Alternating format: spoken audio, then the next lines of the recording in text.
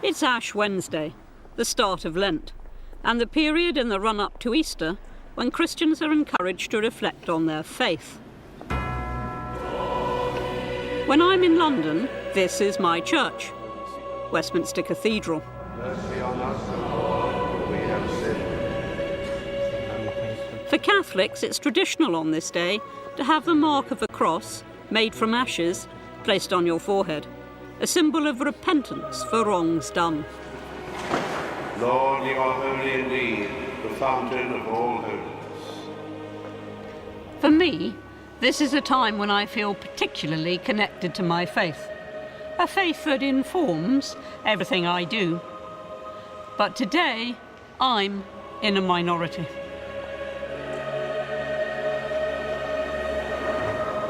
If you believe the statistics, it would appear that the numbers of people going to church are falling, that churches are closing faster than ever.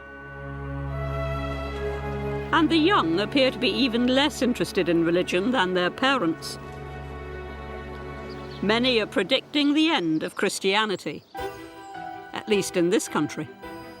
Christianity has lost the argument. It's failing to persuade people. You are free to make your case and you've lost. So what's the real picture? In this programme, I'm going to be looking at churches that seem to be bucking the trend. Are they just blips, or perhaps real signs of growth? And what about the younger generation? Are they as hostile to Christianity as it's claimed? I'll be hearing from young people, from those following closely the fortunes of my faith, and from the Archbishop of Canterbury, to see what the future holds for Christianity. I don't think we are losing. Jesus still, if you like, soars above the controversies, still speaks to people. That's why we're all here.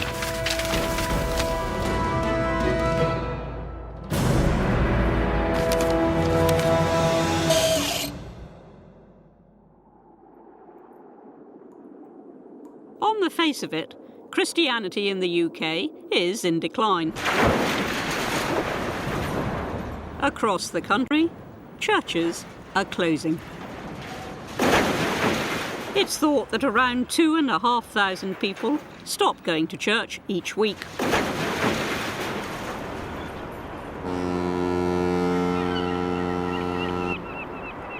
In Liverpool, as in so many other cities, the church is having to face up to challenging times.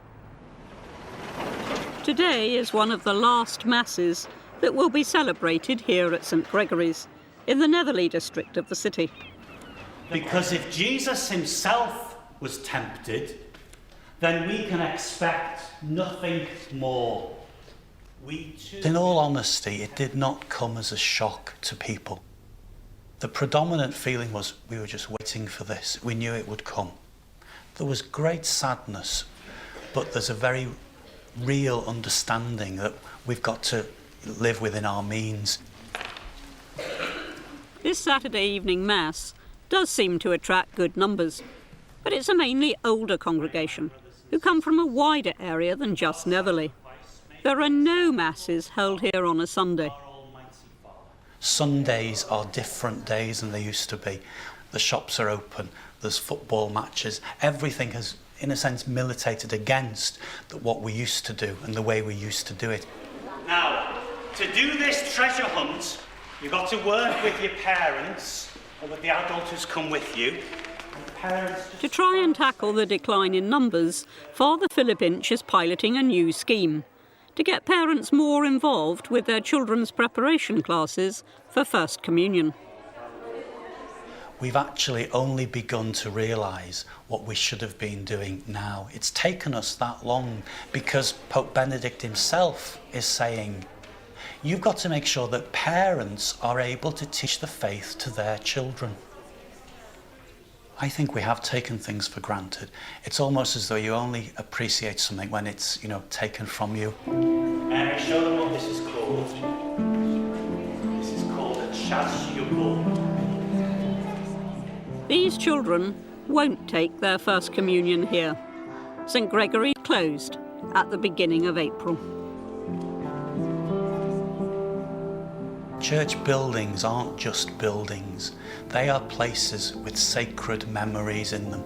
So it's the place where you got baptized, where you made your first communion, where you or your family were married, where you buried somebody very dear to you. And that's why it hurts, that's why people grieve. And it's not just Liverpool. Over the past 30 years, across England, the number going to church has fallen dramatically.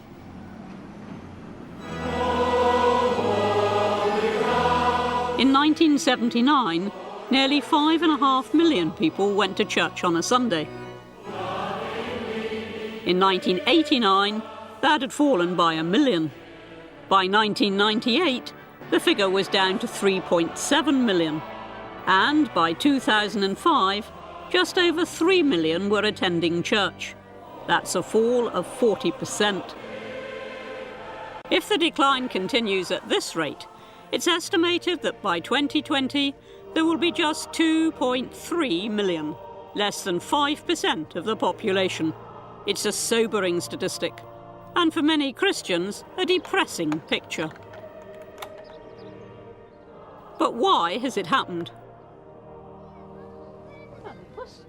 One of those not shy about voicing his criticisms of Christianity is atheist and newspaper columnist Johann Hari. Hello, I'm Anne Widdecombe. Hi, very good to see you.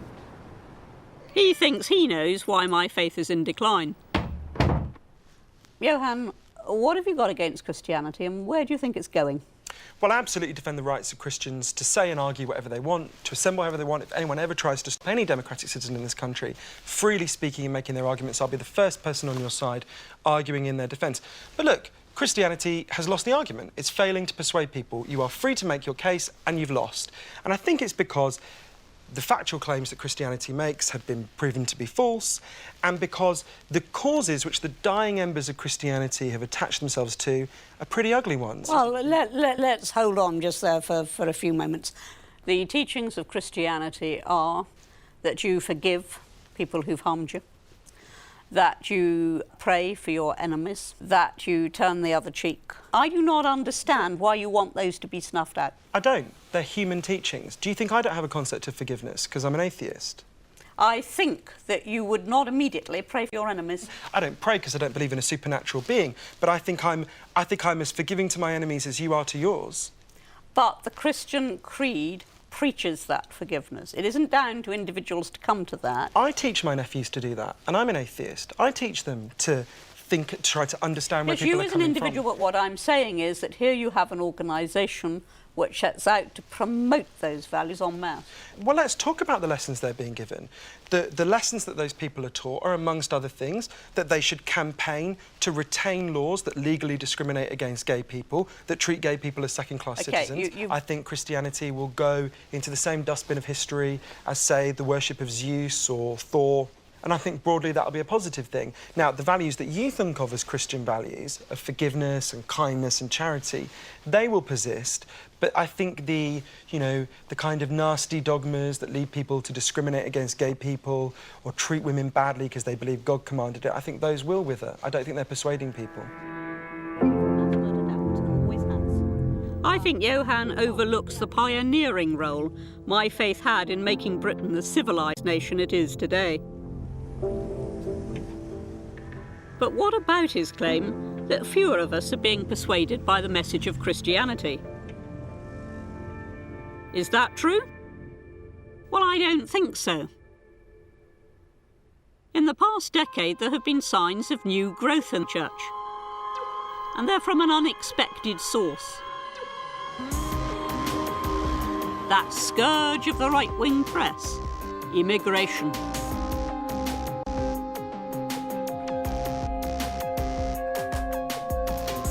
From the end of the 1990s, the Catholic Church experienced one of the biggest drops in church attendance. By 2005, over a quarter of Catholics had stopped going. Now we join the angels and the saints as they sing their unending hymn of praise. Holy.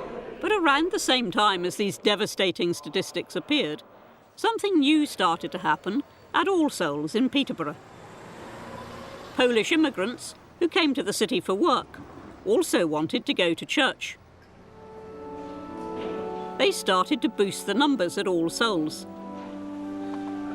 The parish more than doubled in size to 1,700, and the Polish community is now so large that it holds separate masses in a sister church. Chlebem żyje człowiek. Tak? I diabeł w swojej inteligencji co zrobił? Ivona Moroz came with her husband in 2007. They have settled here and now have a baby girl. Na przykład, to ma do mnie co? I think to have a faith is really important for everybody, not only for the adult people, but also for the children. It's really important that the children are coming to the church and the parents are showing them the way, showing them the things of the more important things of our faith as well. It's like even don't kill, just respect your parents, respect other person, even stuff like that. That's really important. Przed Bogiem u progu tej mszy świętej uznajmy, że jesteśmy grzeszni. The parish priest who has overseen this incredible growth is Father David Jennings.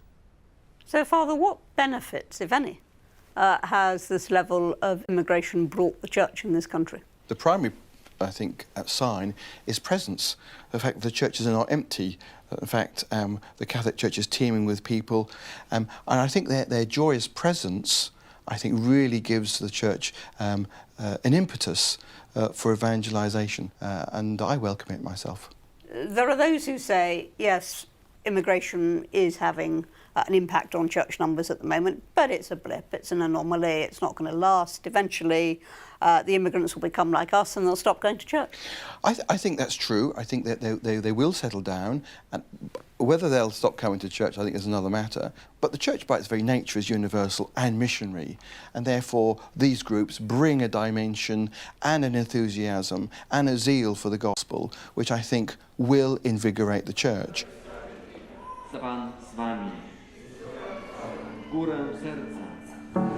Some experts believe that immigration has stabilised the Catholic Church in this country. Without it, they think the numbers attending church would be in freefall. But it's been patchy growth, based in areas like Peterborough, Southampton and London. What's more, the financial crisis means it's now harder to find work, and that's had an impact on how many come.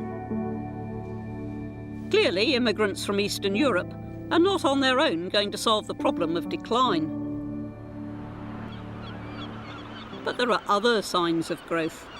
Christians in this country are getting new people into church. And this time, it's a story of homegrown revival. Well, very good morning. Great to see you. Welcome to St. Peter's. This congregation in Brighton only moved in last year. They're bringing new life to a church that had been marked for closure.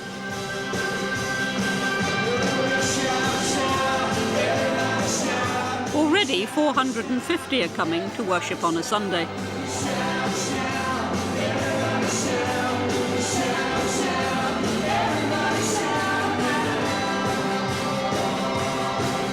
To attract even more people, they're running an Alpha course.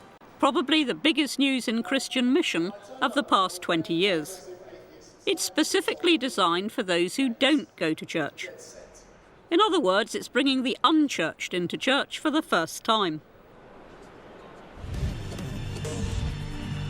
Alpha started running in towns and cities across the UK in the early 90s. Since then, it's estimated that more than 2.5 million people have been on a course.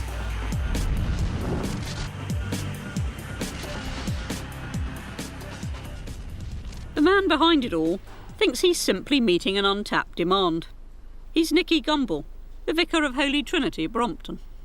I think deep down, probably, there is still a spiritual hunger there. It may be that they don't know where to find the answer to that spiritual hunger.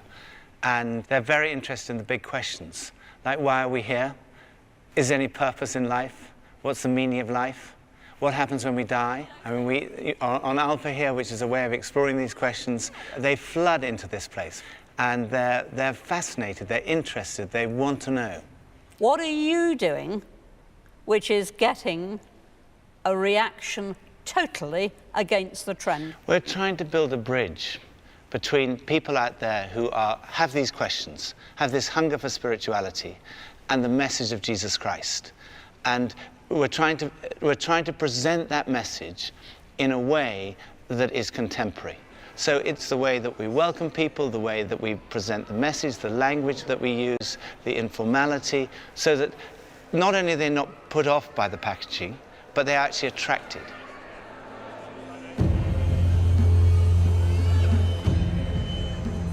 I believe that part of the success of Alpha is that it's very sure about what it stands for.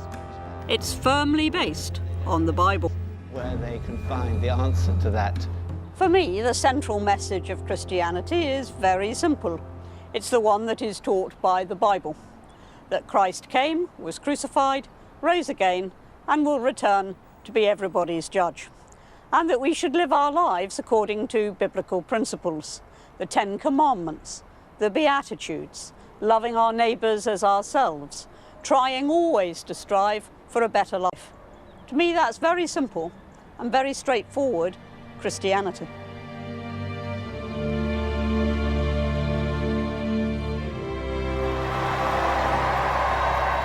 I saw overwhelming evidence of the appeal of direct and straightforward Christianity only last year with the visit of Pope Benedict.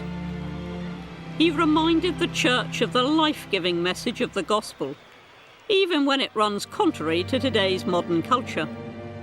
And I think it's fair to say his visit gripped people. I was working as a TV commentator during the visit. Lots of activity outside today, and one or two celebrities there you have at Widdecombe. My job was to stand outside Westminster Cathedral with young Catholics, waiting for the Pope to come and greet them.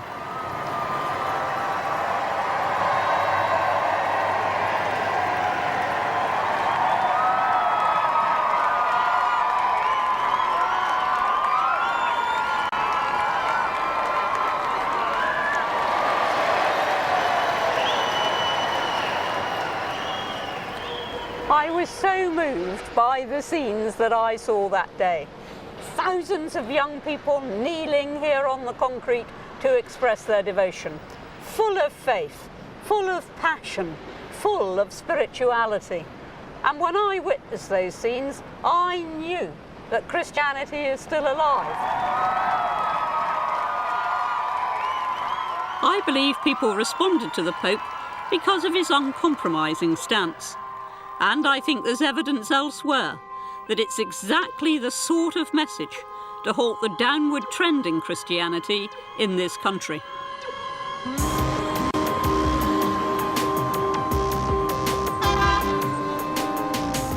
Brent Cross is home to a remarkable church, which began in the 1990s with just a handful of people meeting in a house. It grew so rapidly that it had to move into this former call centre. Today, construction work is underway to accommodate even more. I was shown around by Pastor Agu. This is it. This is the new place. How many people are you going to fit in here? It'll seat 1,700. It'll seat 1,700? Yes, it will. And you're going to have 1,700 people in here singing praise? Yes, we are. I'd love to see that. We're looking forward to it as well. Sunday should be our first service here. We have our first service here on Sunday. What, from all this chaos? This Sunday you're going to have your first service? Definitely. Well, maybe you ought to come and run the Nations Building Works.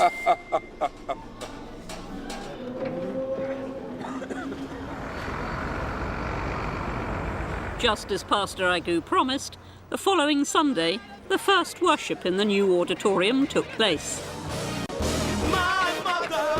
Be the queen, but my father's king of everything. There are 3 services here every Sunday, and up to 2,500 people come. One of the members is Hannah Uzo. You know, sometimes when you're reading the Bible, you find things difficult to understand, and having someone break it down to you in your own language in a way that's easy for you to understand just makes it more alive, and, you know, you get more excitement from it because, oh, I didn't see this before, but here's someone who's seen it and is helping me along the way. Stop!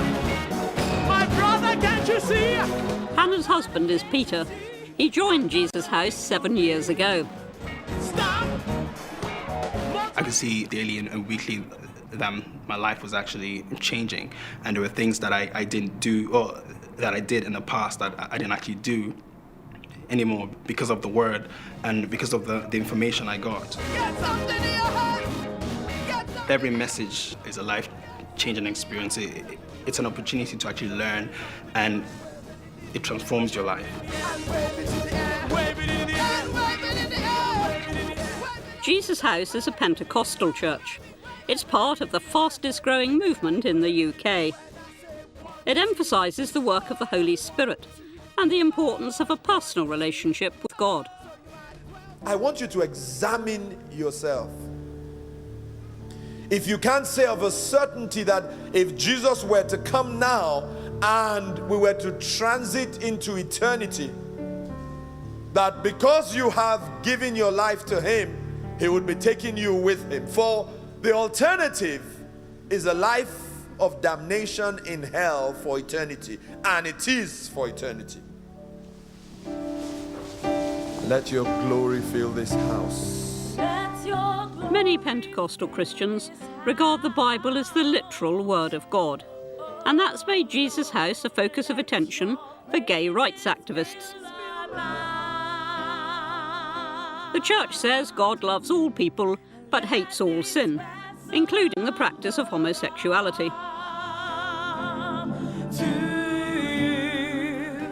But despite that controversial message, the fact remains that the numbers attending Pentecostal churches are growing, up by almost a third in the first part of the new millennium. When they come through your doors and they come to a service, what are they going to hear? What are they going to take away as the central message? The focus will always be Christ. In no way will we try and adulterate that or anything like that. They will be encouraged to live by the Bible. To live by the Bible? Yes. Yes. So what does conforming with the Bible actually mean in practice? Well, in practice, it means living by the standards that the Bible sets. And the Bible does have application to every area of life. Every area of life. Because it was written in a certain period, you've got to interpret it and apply it, but I believe certainly it has the answer to everything. How do you respond to people who say the Bible is very unfriendly when it comes to things like abortion, euthanasia, homosexuality? Well, I don't think truth is relative. I think truth is truth. The beauty about the Bible is that the underlying message in the Bible is one of love. Once you see it from that perspective, it's easier to then see how some of these things that some people might feel are unfriendly are actually not as unfriendly, and frankly, actually very friendly in that they create boundaries. They make, in my thinking, they make society a better place. You say it's friendly, and indeed I might think it's friendly, but a lot of people who simply hold the opposite views find the church very off-putting. Well, I would love to say to those people to come and experience it. I find that a lot of times we stay on the other side of a divide and we form our opinions and you know, we come to conclusions. I just find it difficult to understand how anyone who really understands the message, because that's the thing, there's a lot of misconceptions about the message of Christianity and the message of the gospel, but a message that primarily is driven by love can't be the wrong message.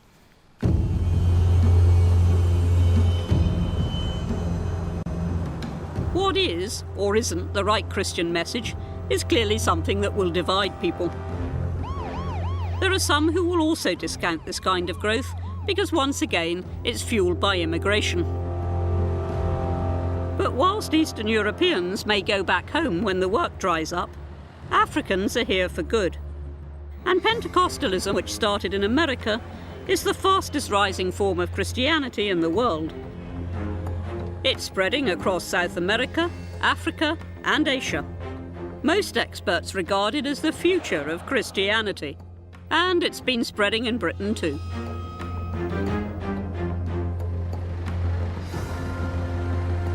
I spoke with the head of the Church of England, the Archbishop of Canterbury, and suggested that his church might also have had some of the same kind of growth if its approach had been simple and straightforward too.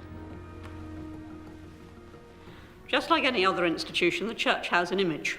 When you ask them for their image of Anglicanism, oh, well, it's that woolly church where everything goes. That fair? No, not at all. The Church of England has a set of beliefs which are laid out in the Book of Common Prayer, in the new prayer books too, in the creeds that we all sign up to. What we have, of course, is a history of a lot of pluralism about the detail and a certain tradition of tolerance about those who challenge even some of the fundamentals. I think people who are Anglicans for reasons.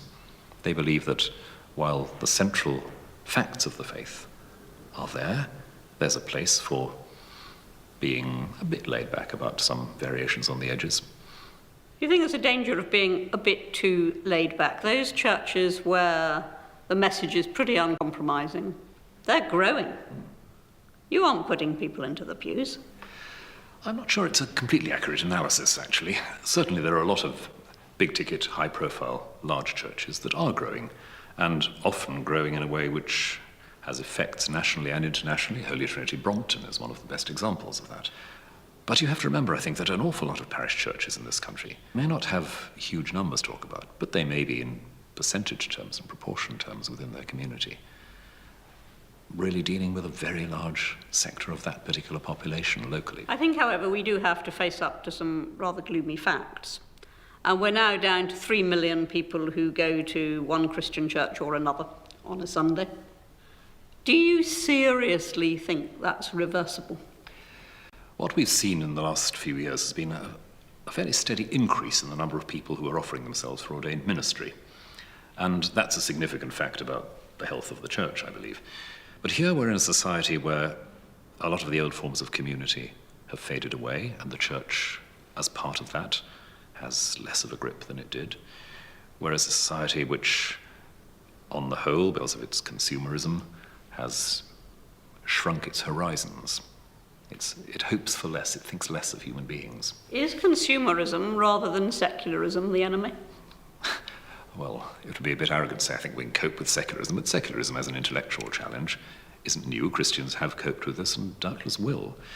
But if you combine that with this sense that people think less of what's possible for human beings, think more of material prosperity, it does add up to a really challenging situation. For a long time, the fall in church attendance was relentless. But the growth in Eastern European immigration, the papal visit, the Alpha Course, and Pentecostalism have all helped slow it down. A recent report on church attendance revealed that after decades of decline, the numbers going to church have levelled off. Even some sceptics recognise the figures seem to be bottoming out. So for the time being at least, Christianity is holding its ground. But what about its long-term future? Statistics show the young are turning their backs on Christianity. Almost half of 16 to 24-year-olds now have no church background and don't think it's likely they'll ever go in the future. That's why they say Christianity is ultimately doomed. But are they right?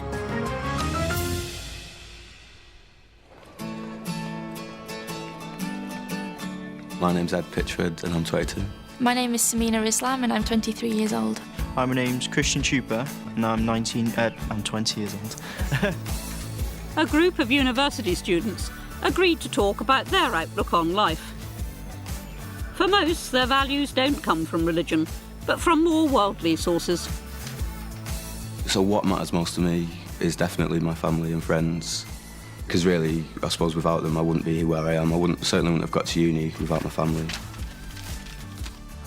They're the people that, from the day you're born till the day you die, they're with you. Their attitudes and their outlooks on life are things that I've drawn inspiration from. In terms of things that give me freedom, things that give me freedom would be my motorbike, today just days off in which I can go and do what I want. The most important thing to me is probably myself. I'm not going to beat around the bush. I mean, I do, care about what I want to do in life. That's number one priority for me at the moment. These anecdotal responses match exactly what more systematic research is discovering. Sociologist Sylvia Collins-Mayo recently carried out an in-depth study into young people's attitudes. If we're thinking about faith and where people get their meaning, hope and purpose, what's absolutely central to them are a secular trinity of family, friends and themselves. It's there that they sort of get their sort of life's meaning from. And this is true even with young people who may be coming from quite difficult backgrounds. The expectation that at least a family member is going to be on your side and that you're going to have your friends around you. And that you can be self-reliant is important, that you've got it within yourself to get on in life. On the face of it, Collins-Mayo's results are bleak for Christianity.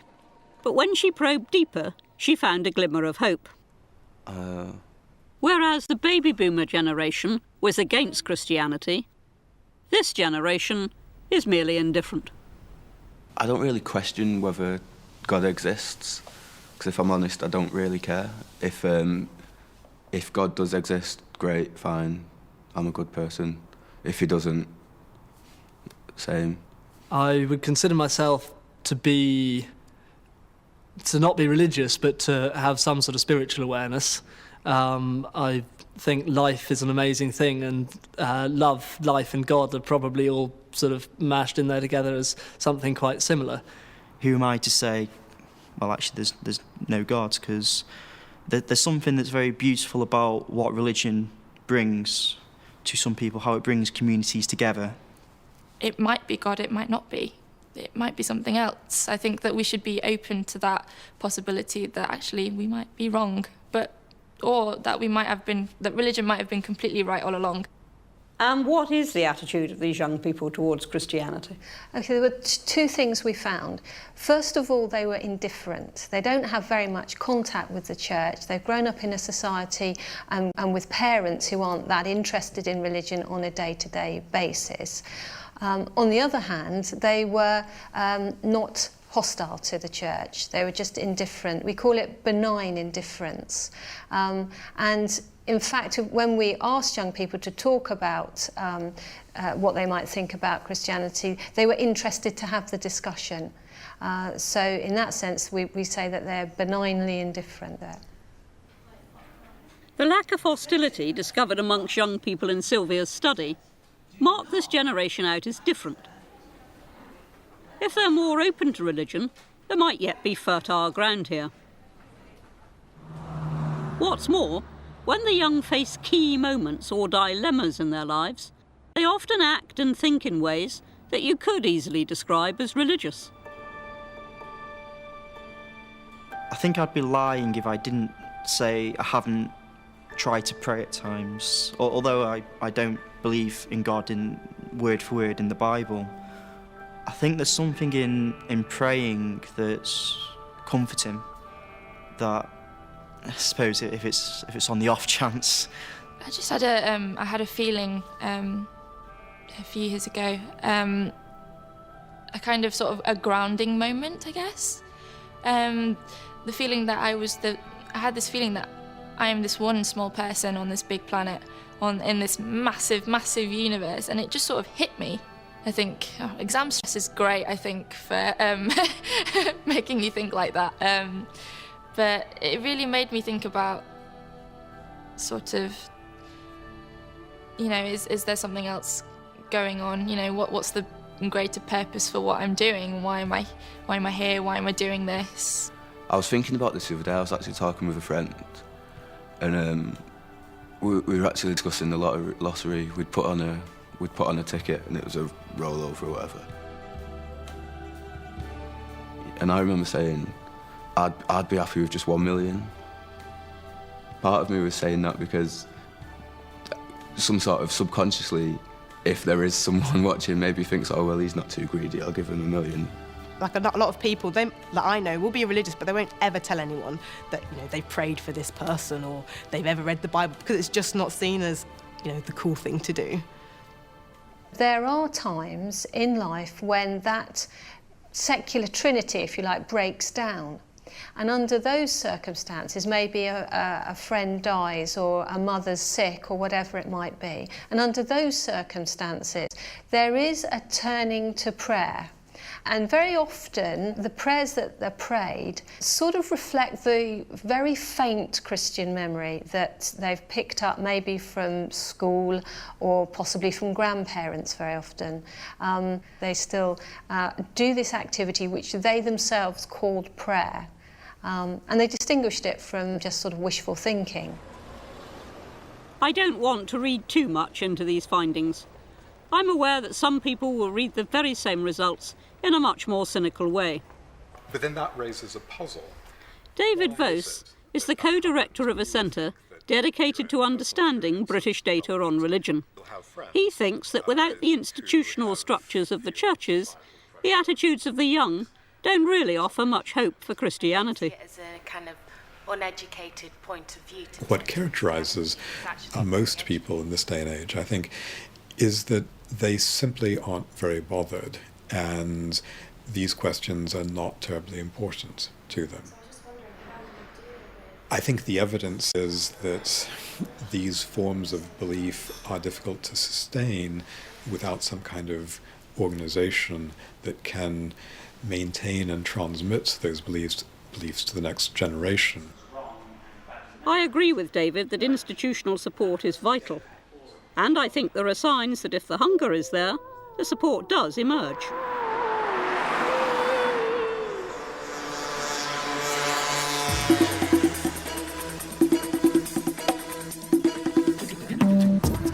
One surprising solution is found amongst a group of experimental youth workers. Their aim is to find new ways to engage young people who would never normally come into contact with the church. So once a month, these young people in Chard, Somerset, meet up. Not in a church, but in a local curry house. So I've got everybody up to Bertie. They're led by Richard Palsmore, who is trying to find an expression of Christianity that's relevant to this generation. Do you know Croyd Beach? Yeah. Best surfing beach in the whole country, isn't it? But he was bored. We'd all recognise that church really needs to shift. Culture has moved on. Church hasn't really evolved at the same pace that culture has. So it's really important to experiment with new forms of church in a cultural setting that's new and fresh and vibrant. This is like really bad. And his dad says, look, Jake, you're my son. There's nothing you can do. Instead of telling stories as they appear in the Bible, they're presented in a more accessible manner. But you can imagine the brother is like going, it's just sitting in the corner. Take the story of the prodigal son, which is about God welcoming back those who have turned away. What this group hear is a story about a wayward surfer who seeks his fortune in the big city. What's more, there's no mention of God. The young people are instead encouraged to draw their own conclusions. Did you think of that on the top of your head? The story is based on a Bible story. I'll tell you about it later. Yeah, right, ready? The thing about that story is it's not going to happen. We don't go in all guns blazing about Christianity. That's not our approach, because if we did that, then people would default to what they knew about Christianity rather than opening up to going on a different journey. We might not even use the term Christian. Like a missionary years ago would go abroad, you wouldn't start by building a church. You would start by going to the community and treating the culture with respect, hopefully, and growing a new form of church out of that culture. What we're doing is treating youth culture in the same sort of way.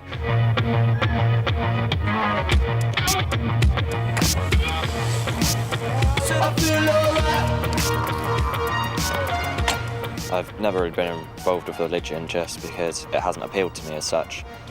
It's not what appeals to me. It's brought quite a lot of people together, so we get to know each other a lot more. We learn more about Christians, like Rich helped us out with that. We learned his sort of side of thing as well, why he was doing it. The whole point of this approach is that it's experimental. It's attempting to turn the tide amongst this generation by trying something new. If successful, it will have helped avoid the collapse of Christianity amongst future generations. But nevertheless, it's clear that Christianity may have a reduced presence in this country. And that raises big questions for the future of one church in particular, the Church of England.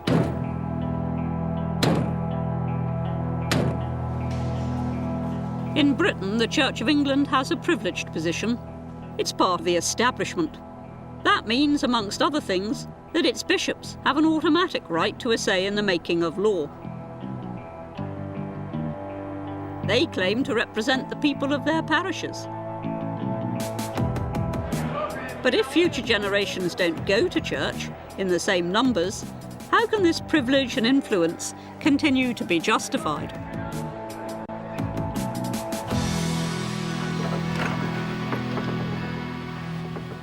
There are 26 bishops in the House of Lords, who all have a voice and vote on government legislation. Not everyone agrees with that position, and some are calling for it to end. Like the former Liberal Democrat MP, Evan Harris. Well, I think it's problematic because essentially what there is there's 26 seats reserved for socially conservative older men, and the House of Lords is not known to be short of socially conservative older men. Is that their biggest crime in your eyes, that they're socially conservative? Well, I think it's wrong that there should be people in our legislature as of right who are by definition social conservative, who are by definition male. Never had left-wing bishops, Evan? Well, they are socially conservative. So on issues to do with equality issues, for example, they take a particular view, and indeed that's what they're salaried to do.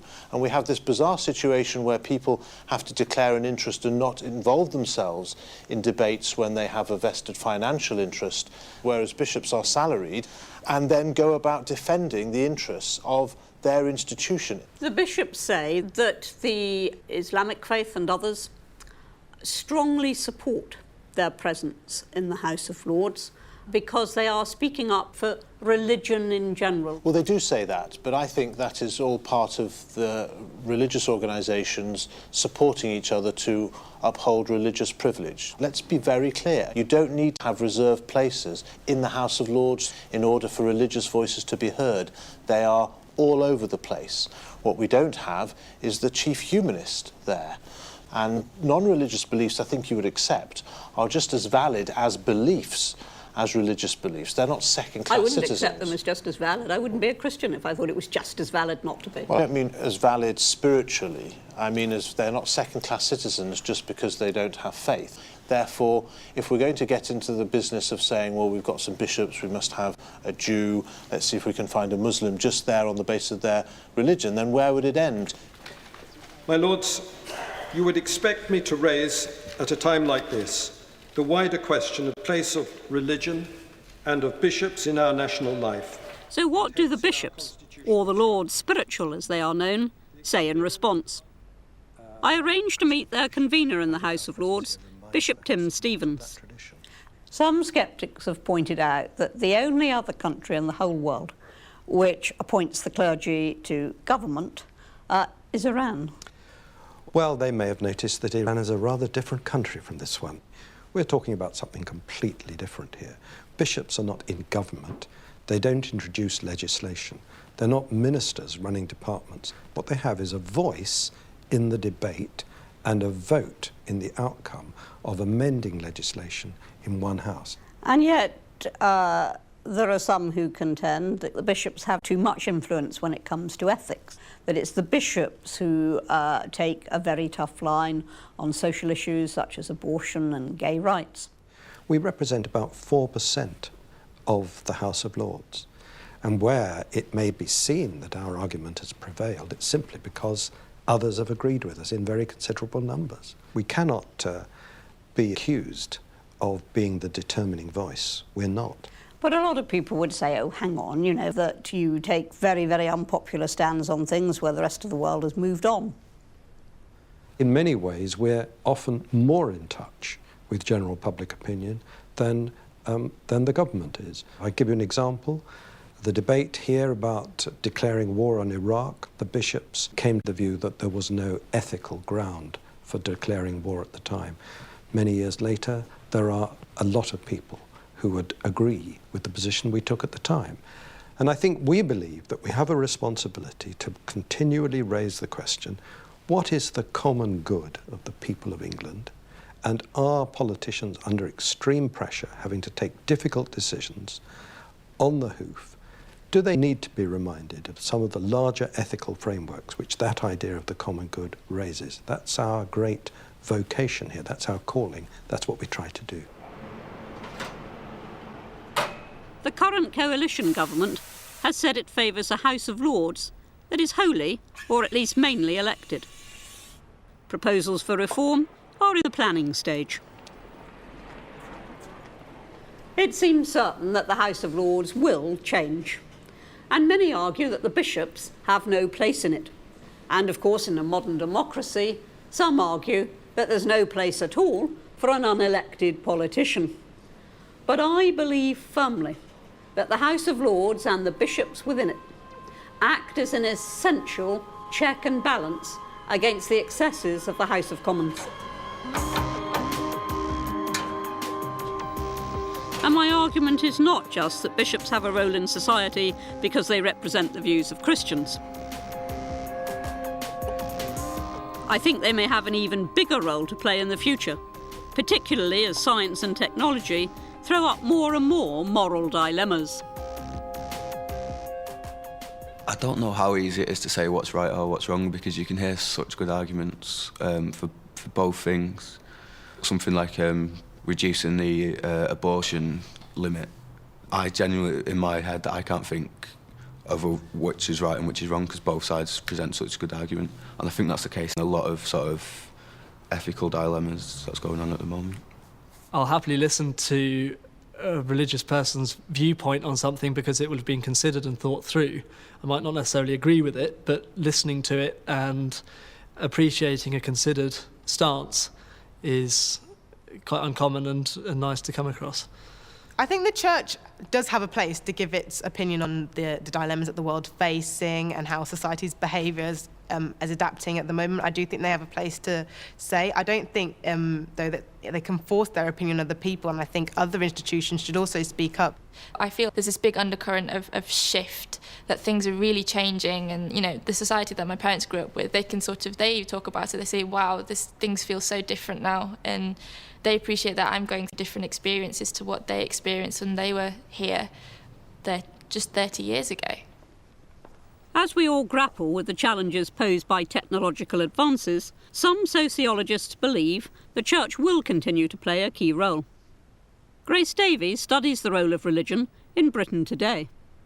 Of course, as Christianity has declined, medicine, science, technology have all been flourishing at an enormous rate. But those advances have brought with them moral dilemmas: abortion, embryology, assisted suicide, fertility. How does the church fit in all of that? Interestingly, I think significant numbers, if not all people, think that the church has something to say. They may not agree with it, they may not subscribe to it, but if the church were to remain silent on these issues, I think that would cause comment. And this is what I find curious about these issues. When the church is perplexed by these issues is this ends on the front page of all the papers, is given maximum publicity, and then yet the same journalist, in the same breath almost, says that this is a marginal institution. And I think that illustrates very well the kind of paradox and complexity of the place of Christianity in our country.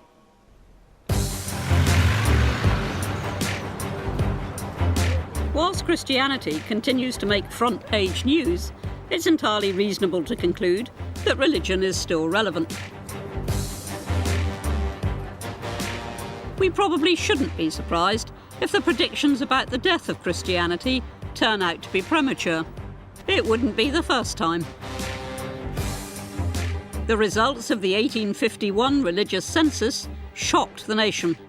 It recorded that 40% of the population didn't bother to go to church. This was seen as an indication of the ungodly nature of the country. Another blow to Christianity came in the wake of World War I. People thought that a God who tolerated the horrors of that war could not possibly survive.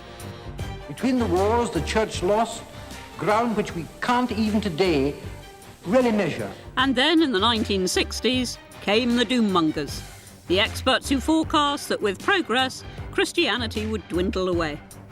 I think we've just got to face the fact that quite a number of clergy feel that the church is right down the drain. The church has certainly faced deeply challenging moments, and yet predictions of its demise have always proved unfounded. Well, of course, it's hard, as it was in New Testament days. Doommongers in the 1960s were wrong, and I think they're wrong again today.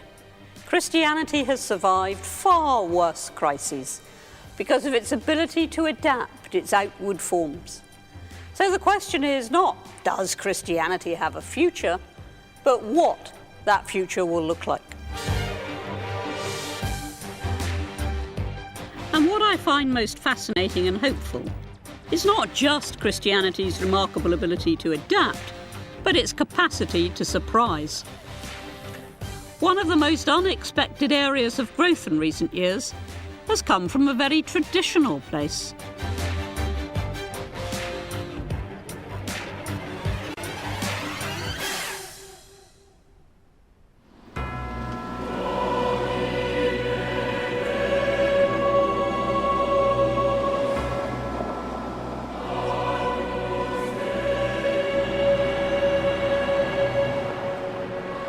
My search for the future of Christianity has taken me through a wide assortment of expressions of faith.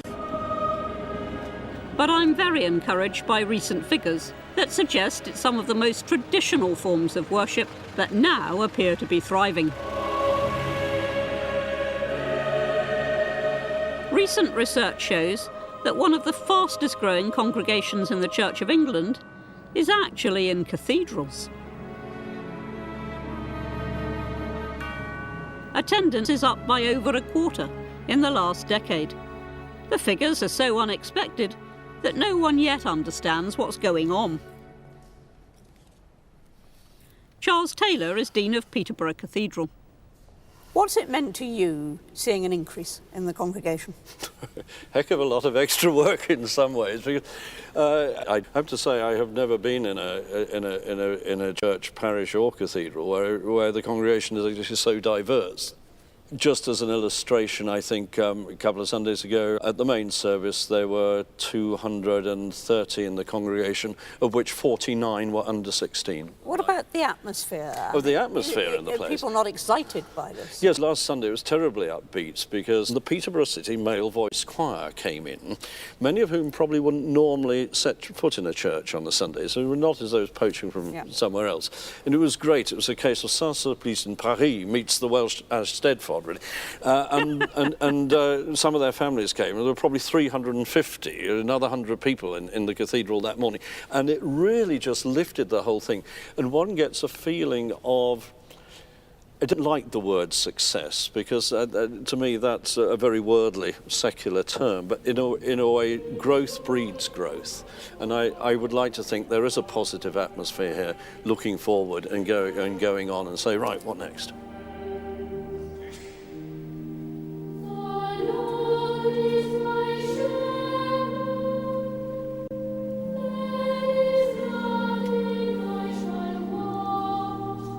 Cathedral worship provides awe-inspiring grandeur, rich ceremony, and world-class music.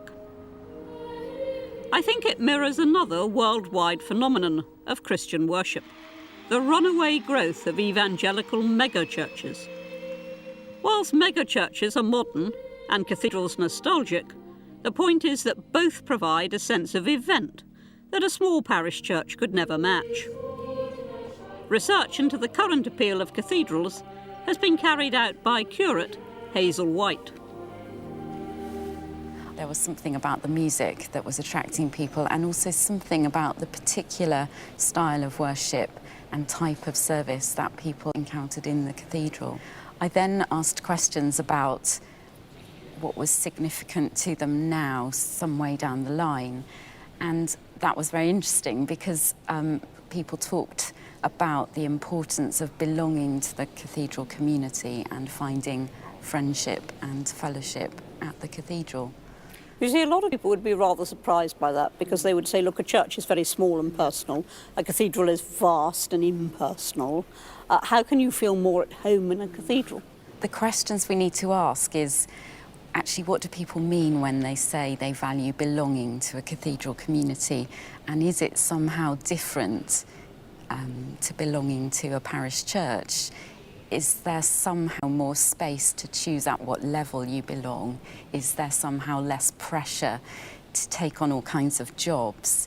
So I think it may be that it's a different kind of belonging somehow.